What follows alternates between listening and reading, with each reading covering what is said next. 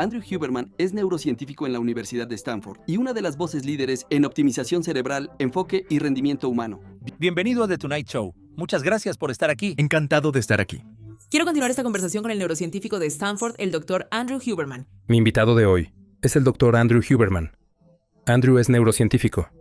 Es profesor de neurobiología en la Facultad de Medicina de Stanford. Pasó de luchar con el divorcio de sus padres. Justo cuando tenía la edad, mis padres se separaron. Pero básicamente lo que ocurrió fue que dejé de prestar atención a la escuela y me metí mucho en el skateboarding y un poco en la música punk rock.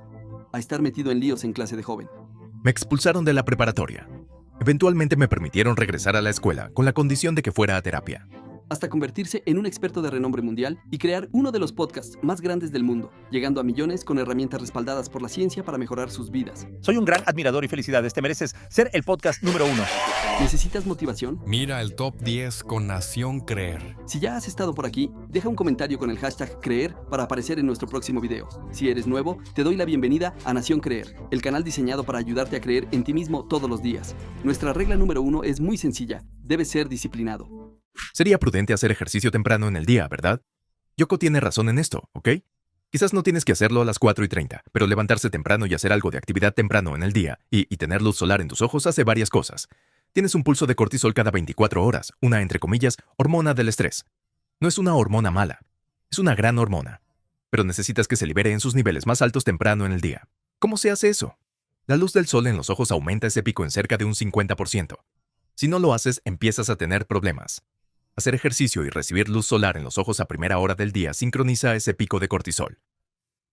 Sabemos por estudios de Stanford de David Spiegel y Robert Sapolsky que si el pico de cortisol se retrasa, aparecen síntomas de depresión, ansiedad, insomnio y todo se desata.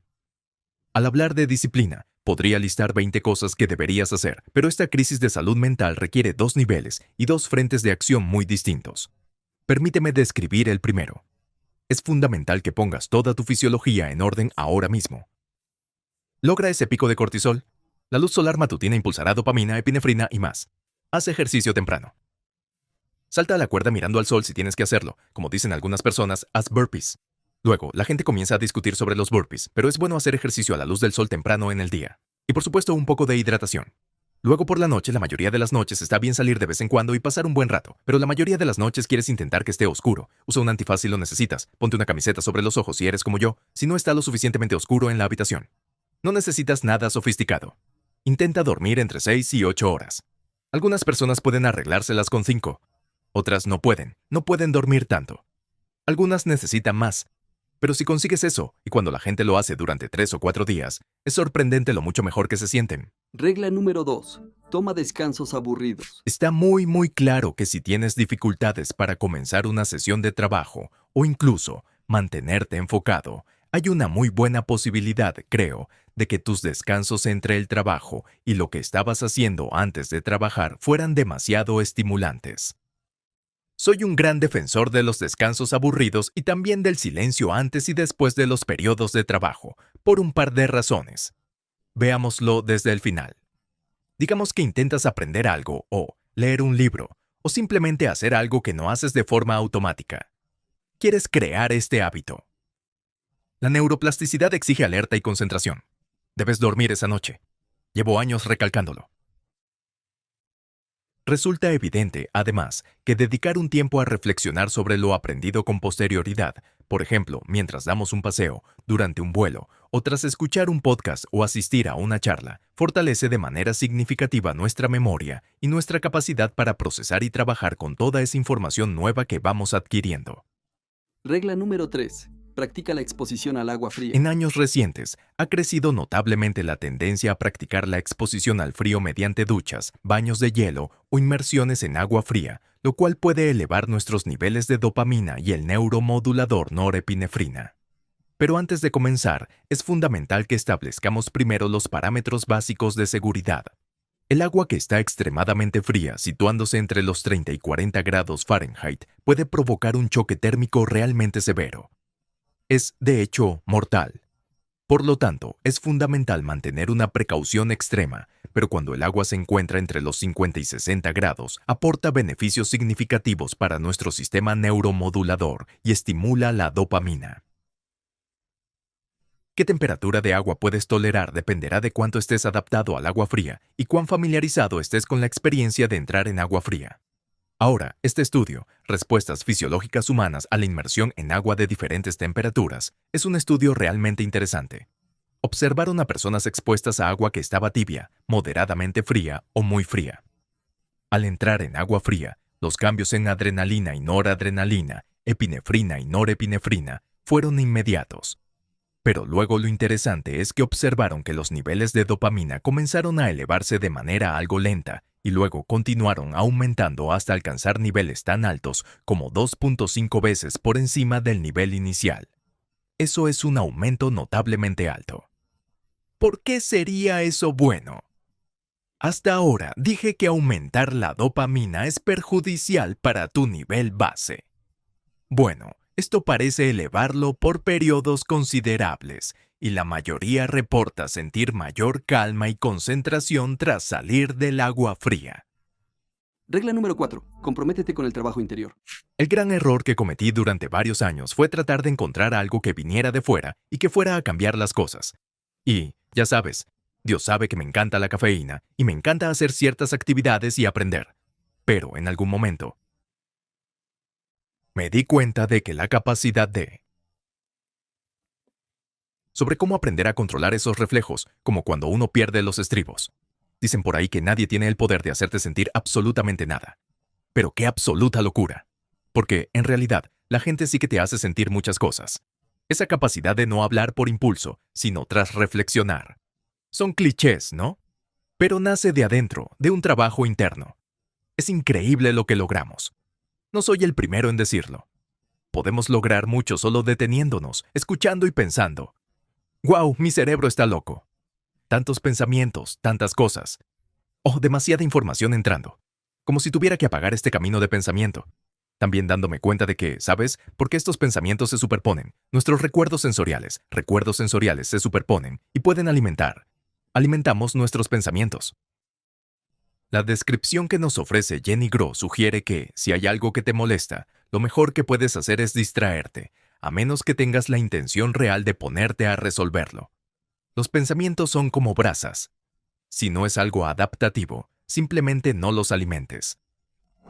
Si quieres pasar a la acción, preparé una hoja de ejercicios gratuita para ti. Resume lo aprendido, incluye espacio para tus notas y te ayuda a crear un plan sencillo. Es gratis. Haz clic en el enlace de abajo para obtenerla. Nos vemos allí. Regla 5. Rompe el hábito de rendirte. Entonces, ¿por qué renunciamos? Bueno, hace un par de años se realizó un experimento que se publicó en la revista Cell, una revista de Cell Press, una revista excelente, que demostró que existe una clase de neuronas en nuestro tronco encefálico, en la parte posterior de nuestro cerebro, que si se desactivan, nos apagamos. Ahora bien, estas neuronas liberan epinefrina. La epinefrina es adrenalina. Y cada vez que estamos comprometidos en un esfuerzo de cualquier tipo, estamos liberando epinefrina. En realidad, cada vez que estamos despiertos, estamos liberando epinefrina en nuestro cerebro. De hecho, este pequeño grupo de neuronas en la parte posterior de nuestro cerebro se llama locus ceruleus. Si quieres, está produciendo epinefrina todo el tiempo. Pero si algo nos estresa, produce más, y luego actúa como una especie de señal de alerta para todo el cerebro. También, por supuesto, nuestro cuerpo libera adrenalina o epinefrina, lo que nos prepara para actuar. Así que piensen en la epinefrina como una señal de preparación. Y cuando nos esforzamos, esta señal de preparación se bombea hacia nuestro cerebro. Cuando estamos relajados y nos estamos quedando dormidos, los niveles de epinefrina son bajos. Por lo tanto, nuestro deseo de continuar, o dicho de otro modo, nuestra disposición a continuar y nuestro deseo de abandonar, están mediados por lo que ocurre entre nuestras dos orejas. Eso no significa que el cuerpo no participe, pero las neuronas son fundamentales. Hay dos tipos de neuronas. Las que nos dicen que nos levantemos y salgamos a correr, y las que nos animan a seguir. Hay neuronas que actúan como frenos, que dicen basta, y otras que se encargan de controlar todos nuestros músculos. Pero la razón por la que nos rendimos rara vez es porque nuestro cuerpo se rinde. Nuestra mente se rinde. Así que cuando la gente dice escucho eso, ya sabes, en los deportes, el esfuerzo o las peleas, que es 90% mental, 10% físico.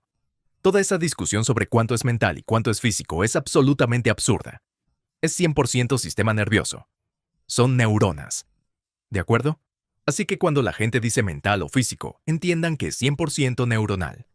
Ahora, ¿qué necesitan los nervios para seguir activándose? ¿Qué necesitas para lograr que las neuronas digan voy a persistir? Bueno, necesitan glucosa. A menos que sigas una dieta keto y estés adaptado a la cetosis, necesitas carbohidratos, que son glucosa. Eso es lo que necesitan las neuronas para funcionar. Y necesitas electrolitos. Las neuronas tienen lo que se llama una bomba de sodio-potasio, bla, bla, bla. Generan electricidad. Para que los nervios, las células nerviosas, se activen, para contraer los músculos, para dar la orden de continuar, necesitas suficiente sodio, sal, porque el potencial de acción, la activación real de las neuronas, es impulsado por el sodio que entra en la célula, que se precipita hacia su interior. Y luego se elimina el potasio.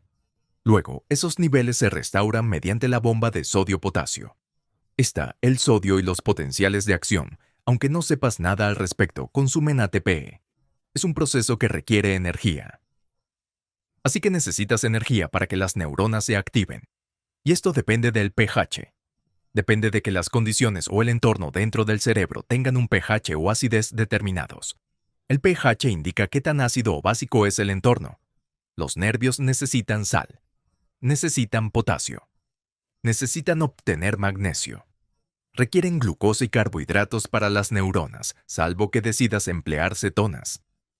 El tejido muscular se pone en marcha y comienza a generar energía a través del sistema de la fosfocreatina.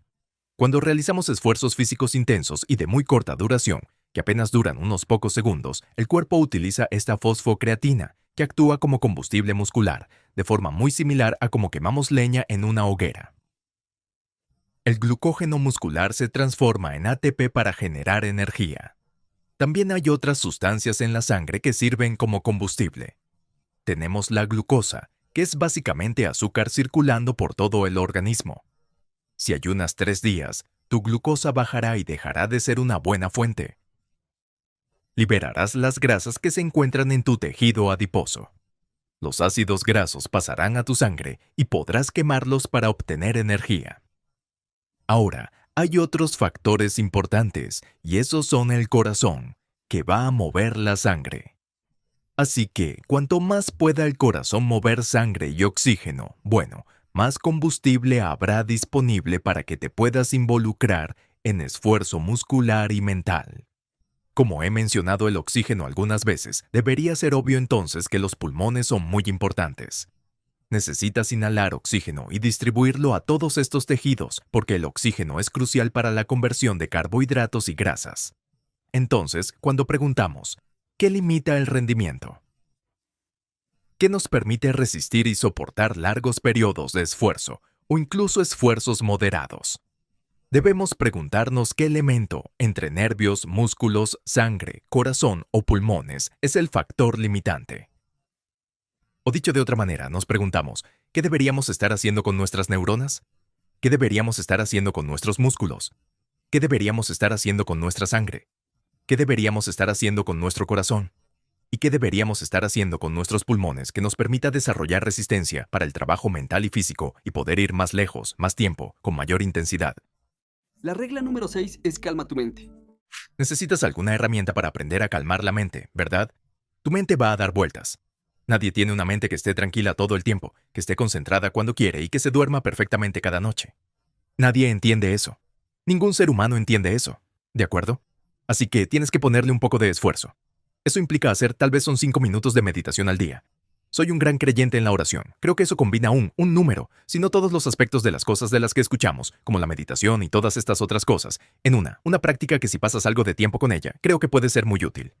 Regla número 7. Ama lo que haces. Si amas algo y quieres aprender tanto como sea posible sobre ello, y amas la cultura que lo rodea, tienes que aprender a manejar los elementos indeseados. No te metas en problemas. Pero toma esa energía, y yo simplemente la llevé a los estudios académicos. Recuerdo darme cuenta de eso cuando llegué a la escuela de posgrado. Encontré un laboratorio maravilloso para trabajar con una mujer maravillosa llamada Barbara Chapman. Desafortunadamente, ella falleció. Voy a tener hijos y estaré bastante ocupada, pero, afortunadamente, cuento con los fondos necesarios. Así que, aquí tienes el laboratorio a tu entera disposición. Solo te pido que no lo quemes ni te hagas daño a ti mismo. Pero simplemente haz experimentos. Diviértete. Y me di cuenta, estaba como, esto es lo mejor. y tenía tanta energía y pensé, nunca tengo que irme a casa. Así que viví allí mucho tiempo. Me cepillaba los dientes en el lavabo de allí, hacía ejercicio en el gimnasio, me duchaba y volvía. Y recuerdo a la gente diciendo, te vas a quemar. ¿Qué estás haciendo? Y yo decía, ¿de qué estás hablando? Y trabajaba 80, a veces 100 horas a la semana. Era realmente muy feliz. Es exactamente la misma sensación. Tomo aquello que me interesa y me vuelco por completo en ello. Lo hice durante mi etapa de posgrado y también en el postdoctorado. Cuando era postdoctorando, escribía sobre música para la revista Thrasher. Siempre mantuve un vínculo con el skate para ganar un dinero extra. Y luego, cuando era un profesor junior, realmente tuve que volcarme solo al laboratorio, pero aún así funcionó. Y creo que el punto es que, ya sabes, antes tú y yo estábamos hablando sobre si tienes... Y estoy tomando prestada esta frase de uno de mis héroes, Marta Beck, que es una persona maravillosa y maestra, con tanta sabiduría, y ella lo llama un sistema de atención basado en intereses. Algunos lo llaman TDAH. Pero ¿notaste que incluso las personas, y la ciencia lo avala, niños o adultos con TDAH, cuando están en lo que llaman TDAH, cuando se apasionan profundamente por algo, se vuelven como un rayo láser? Jamás se desvían de su objetivo. Su nivel de atención alcanza un 11 sobre 10. Así que tomé toda esa energía de los peces, las aves, el skate, el punk y finalmente de la biología y me dije, muy bien, voy a apostarlo todo. Regla número 8. Adopta una mentalidad de crecimiento. Mentalidad fija frente a mentalidad de crecimiento. La mentalidad fija se enfoca en parecer siempre inteligente, ignora el valor del esfuerzo. Ante los problemas te rindes y tu rendimiento suele ser bajo. En cambio, la mentalidad de crecimiento busca constantemente aprender. Valoras profundamente el esfuerzo. Ante los retos te esfuerzas mucho más y tu rendimiento mejora de forma notable. No es que yo le reste importancia a estas listas. Ciertamente ayudan a distinguir entre lo que llamamos mentalidad fija y mentalidad de crecimiento, pero no llegan a explicar por qué esforzarse más mejora el rendimiento. ¿O acaso seríamos capaces de imaginar que ocurre exactamente todo lo contrario? Podríamos crear una historia donde, si tu identidad depende tanto del alto rendimiento, seguro trabajas más que nadie, ¿no? Parece una conclusión lógica. Pero no es así como suceden las cosas. Es cuando tu identidad está ligada a tu capacidad de mantener un esfuerzo continuo, especialmente cuando recibes señales de que te estás equivocando o de que no estás rindiendo bien, lo que se traduce en un mejor desempeño. Y el estudio usando potenciales relacionados con eventos nos dice que es probable que sea el caso, por cómo quienes tienen mentalidad de crecimiento enfocan su atención al oír. Te equivocaste. O si creen haber acertado y les preguntan, ¿qué tan seguro estás? Dicen, 90, 99 o hasta 100%. Les dicen, error. Los de mentalidad fija se enfocan en su reacción emocional. Su cerebro se enfoca en decirse, vaya, me he equivocado. Pensé que lo había hecho bien, que las personas con una mentalidad de crecimiento que están pensando, espera, bien. Entonces, ¿cuál fue esa respuesta? ¿Y cómo podría haberme equivocado en esa respuesta? Voy a averiguarlo. ¿Está bien? Ahora, mientras escuchas esto, probablemente estés pensando, oh no, soy alguien que se decepciona automáticamente cuando me equivoco. Bueno, afortunadamente, esto no se trata solo de esos 100 milisegundos a 5 segundos después de que te dicen que algo está mal. Puedes pasar de una mentalidad fija a una respuesta de mentalidad de crecimiento. De hecho, es una herramienta importante que todos debemos aprender a implementar. Todos sufrimos de una mentalidad fija, todos sufrimos de una mentalidad fija en ciertos ámbitos. Y cuando nos equivocamos, especialmente cuando hay algo de vergüenza o pena, que a menudo acompaña cuando pensamos que teníamos mucha razón, estamos convencidos de que tenemos razón, esa mentalidad fija realmente puede secuestrar nuestra respuesta emocional. Pero hay muchos datos que apuntan al hecho de que en esos momentos, si pensamos, está bien, voy a dar un paso atrás de eso y voy a pensar en el error. Voy a analizar la causa raíz de este error y enfocaré toda mi atención en ello. Esta capacidad se fortalece con el paso del tiempo, superando la mentalidad fija por una de crecimiento, al enfocar la atención en el error, reconociéndolo, ya sea sintiendo algo al respecto o simplemente sin sentir nada en absoluto. Controlar los sentimientos es difícil, pero sí podemos controlar nuestro esfuerzo y atención. Centrarse en los errores y analizarlos es la mentalidad de crecimiento en acción. Notarán que, al tratar los fundamentos mecánicos de esta mentalidad, evitamos términos psicológicos. No estamos hablando de proteger el ego. No estamos hablando de identidad. Ahora bien, todas esas cosas son extremadamente importantes, pero el problema con cosas como la protección del ego y la identidad es que cuando nos enfrentamos a resultados que no queremos y nos enfrentamos a esos resultados en un contexto del mundo real, como no estamos obteniendo los resultados que queremos en la escuela, en el trabajo, en los deportes, en las relaciones, etc. Escuchamos estos mensajes e intentamos, por ejemplo, dejar nuestro ego a un lado o no vincular tanto nuestra identidad a lo que sucede. Pero es realmente difícil. Y es realmente difícil, porque declaraciones como deja tu ego a un lado o no te apegues tanto son aspiraciones maravillosas, pero no hay un proceso real que uno pueda seguir por sí mismo que le permita desentrañarse inmediatamente de su ego. Entonces, cuando te enfrentas a resultados que no te gustan, no puedes simplemente dar un paso atrás, ni deberías esperar poder dar un paso atrás y decir, «Oh, no me voy a molestar por este error», ¿verdad? Tiene mucho sentido que te molestes por no obtener los resultados que deseas.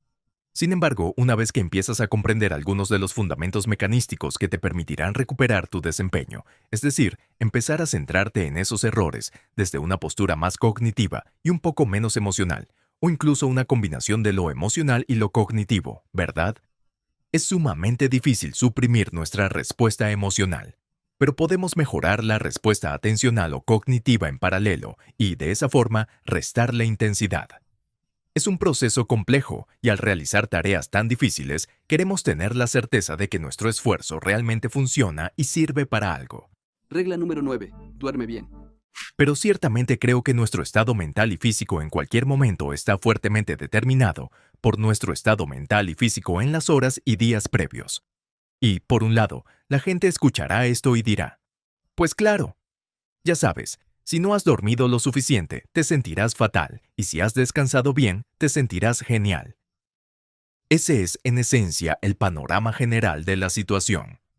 Cuando nos ponemos a analizar la compleja neurociencia del sueño, uno puede observar que la cantidad de sueño REM presente en cada ciclo de 90 minutos, dado que el sueño se organiza naturalmente en bloques de 90 minutos, depende en gran medida de la proporción específica de sueño de ondas lentas y REM que hubo en el ciclo anterior. Y luego, cuando empiezas a mirar la investigación en términos de estados de vigilia, descubres que tu capacidad para concentrarte en una sesión de trabajo por la mañana o por la tarde, o en una sesión de lluvia de ideas creativa, o no sé, tal vez para profundizar en algún problema personal con el que estás lidiando durante la terapia, o simplemente caminando o mientras escribes en un diario, no es una función de onda cuadrada. Sabes, nadie debería sentarse y esperar entrar en ese estado sin más. Gran parte de nuestra capacidad para entrar en ese estado de manera efectiva, sea lo que sea que signifique efectivo, ¿verdad? Sea cual sea el objetivo o la meta de esa sesión, como yo la llamo, estará determinada por lo que haya ocurrido en los momentos y horas previos. Entonces, cuando me alejo de eso, en lo que me he centrado es en esta idea de que hay un conjunto básico de cosas fundamentales que tenemos que renovar cada 24 horas. ¿Sabes? Creo que gracias al increíble trabajo de Dr. Matt Walker en Berkeley, ¿verdad? El diplomático del sueño en Twitter, ¿verdad? Es un gran nombre porque es muy apropiado. Hace una década, más o menos, la mentalidad era, ya dormiré cuando me muera. Dormir estaba bien, pero hacer cosas era más importante. Matt nos hizo entender a todos que nuestra salud mental, nuestra salud física y nuestro rendimiento dependen en gran medida de nuestra capacidad para dormir bien. Quizás no todas las noches, hay que ser realistas, pero el sueño es vital. Así que un simple reconocimiento no basta. El sueño es fundamental, pero es solo una de, diría yo, 5 cosas que realmente establecen la estabilidad o la base sobre la cual nuestro sistema nervioso es capaz de lograr estas transiciones de las que hablo. Y esas 5 cosas son el sueño, ¿verdad? Si no duermes bien durante 2 o 3 días, simplemente te desmoronas. Si duermes lo suficiente y con calidad durante 2 o 3 días, vas a rendir a un nivel increíble. Hay una ganancia y una pérdida de rendimiento ahí. No es solo que si duermes mal, rindes peor. Si duermes mejor, rindes mucho mejor. Así que el sueño, diría yo, está en lo más alto de la lista. Y el número 10, el último antes de un clip extra muy especial, es toma tu dosis diaria de sol. La razón por la que animo a la gente a que se exponga a la luz del sol en los ojos, especialmente temprano en el día, es que ayuda a despertarse, mejora su estado de ánimo, mejora la producción de hormonas, mejora el enfoque. Es bueno para tantos aspectos de la biología. ¿Pero cómo lo hago sin lastimarme los ojos? Esto ayuda a conciliar el sueño. Cada individuo posee un nivel de sensibilidad diferente. Intenta mirar directamente hacia el sol. Si el sol está bajo, no hay ningún problema. Puedes mirarlo sin miedo. Pero si se encuentra alto, te deslumbrará y sentirás el impulso de cerrar los ojos. Si te obliga a parpadear, tienes que apartar la vista un poco. La luz indirecta está bien en un día muy despejado. Si es muy brillante y necesitas parpadear, parpadea. Las gafas y lentes de contacto están bien. Y después, 2-3 minutos estás bien. Y si estás caminando al trabajo por la mañana y es una mañana soleada agradable, pero el sol, esto es Nueva York, así que mucho del sol está bloqueado por estos grandes edificios. Recibes la luz solar indirecta. ¿Y eso también está Sí, bien? está bien. Pero a través de unas ventanas polarizadas que están por todas partes aquí, o a través de un parabrisas, no va a funcionar. Simplemente nunca va a activar este mecanismo de la manera que lo necesitas. Mirando una puesta de sol, literalmente puedes verla. Isla Vista, solíamos Sí, mirar por puestas supuesto. de sol, Sí, claro donde que sí. desaparecía por del playa con las plataformas petroleras ahí afuera. Y para las personas que no saben, hay estas plataformas petroleras que están fuera de la playa en Santa Bárbara, y de ellas se filtra todo este alquitrán. Pero hay atardeceres muy hermosos allá afuera, y puedes mirarlos directamente cuando el sol está bajo en el cielo. Cuando el sol está arriba es cuando tiende a ser muy brillante. No lo mires directamente. ¿Y cuál es la ventaja de esto? ¿Solo te despierta o hace algo más? Entonces, tienes neuronas, células nerviosas en el ojo que se conectan, que cuando la luz del sol les da, envían una señal a tu cerebro que es una señal para despertar. Mejora tu estado de ánimo, aumenta la testosterona y aumenta el metabolismo. Te ayuda a concentrarte mejor y pone un temporizador para que puedas quedarte dormido por la noche entre 12 y 16 horas más tarde. Si no recibes luz en los ojos, si te despiertas y solo estás en tu teléfono, está bien si el sol aún no ha salido. Pero si pasas las primeras 2 horas del día con el teléfono y luego sales a recibir luz solar cuando el sol ya está en lo alto y sales con gafas de sol, ese tipo de cosas, te resultará muy difícil conciliar el sueño esa noche. Porque no estás configurando Así el temporizador. Oh, Piensa en la luz brillante de la mañana como tu señal para despertar. Obtén tanta luz solar en tus ojos como puedas de manera segura durante el día. Uso gafas de sol, pero no cuando hago esta observación.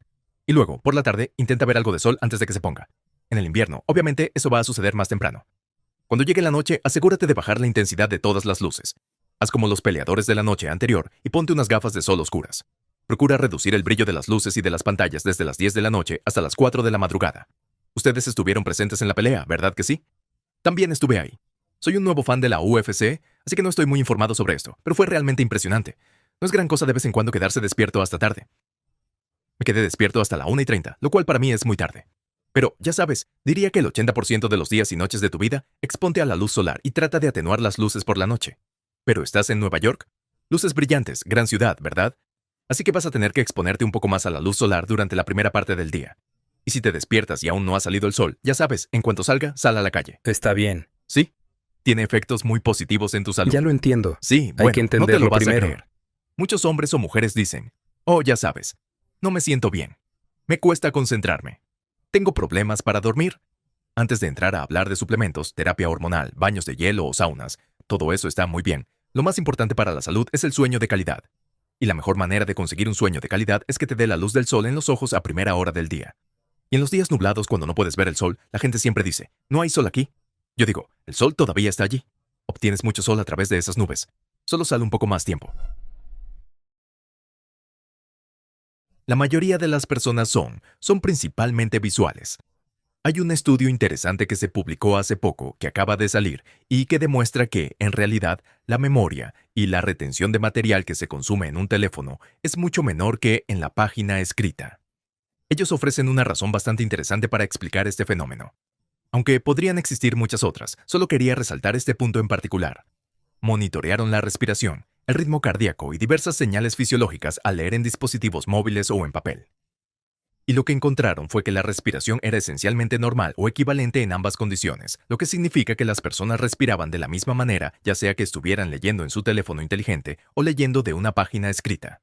Pero había una categoría particular de respiración que fue abolida al leer en el teléfono inteligente, y esto es lo que se refiere como suspiro fisiológico. Hablamos mucho sobre los suspiros fisiológicos en el podcast, y mi laboratorio trabaja en ellos. Este es un patrón innato y espontáneo de respiración que está gobernado por un pequeño conjunto de neuronas en el tronco encefálico.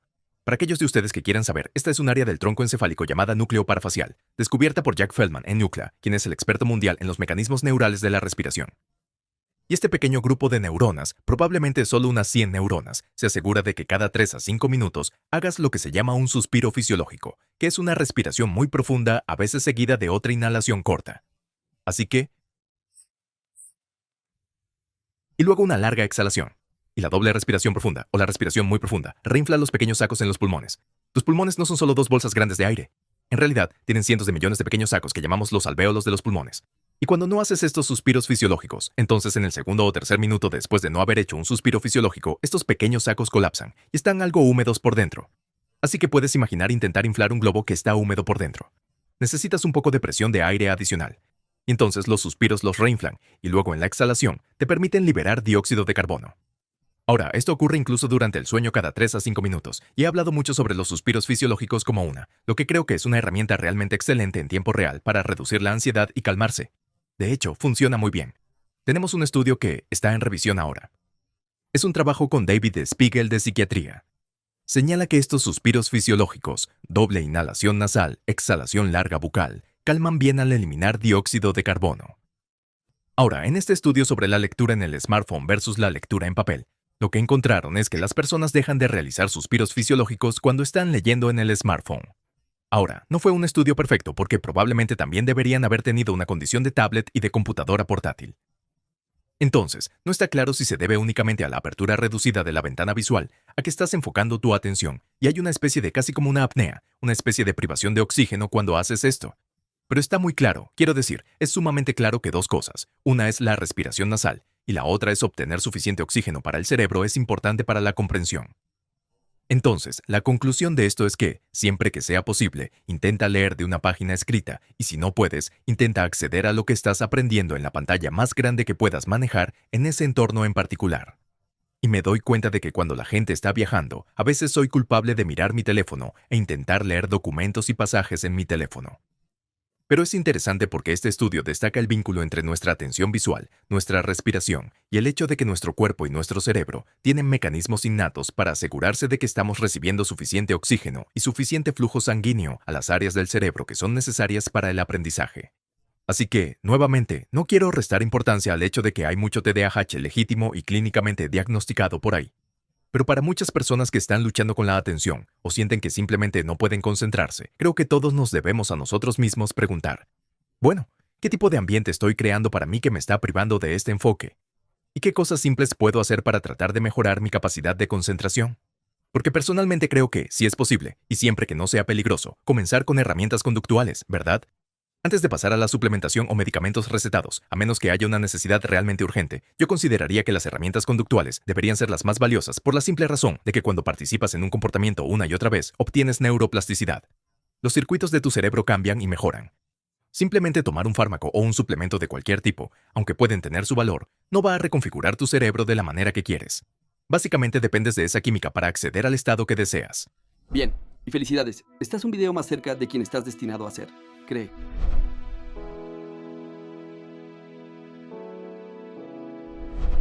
Para ver 10 reglas más de Andrew Huberman, mira el video aquí al lado. Te encantará. Sigue creyendo. Nos vemos allí.